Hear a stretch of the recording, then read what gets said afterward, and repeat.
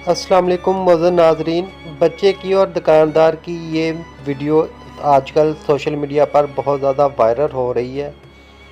इस वीडियो में ऐसा क्या है, क्यों ये वीडियो लोग इतना शेयर कर रहे हैं सोशल मीडिया पर?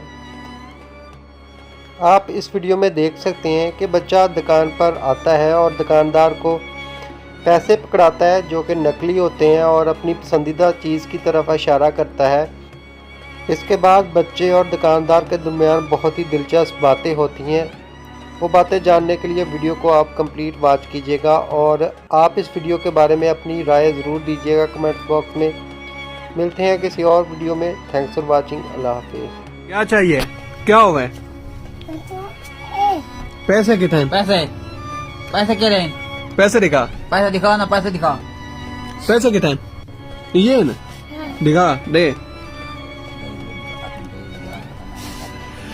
गाइस ये बताइए, ये बच्चा ये पैसे लेके आया न्यू कैद आज़म वाले, ये न्यू मुल्क है हमारा पीटीआई का, तो क्या ये पैसे चल सकते हैं? तकरीबन कितने हैं? 2 लाख है। 2 लाख नकली नोट है।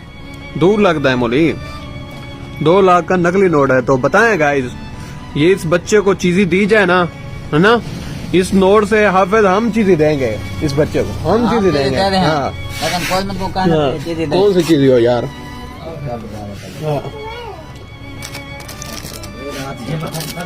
खड़ यार, क्या हो क्या हो?